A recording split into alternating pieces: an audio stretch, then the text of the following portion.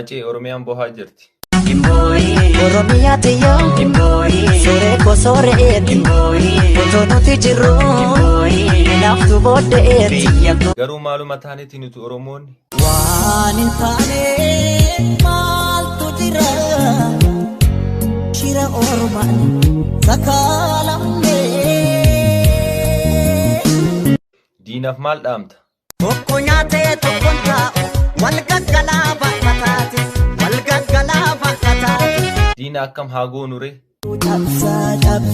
Cabsa haa cabu. Ilmaan Oromootiif maal dhaamta?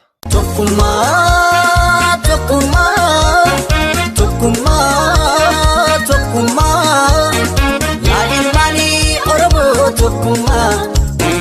tokkummaanii humna tokkummaa. Eenyu gadi kanatu na aarsa maafan aaruu dida. Aan ergamuu malee ergachuu ni dadhabe kanaaf rafuu.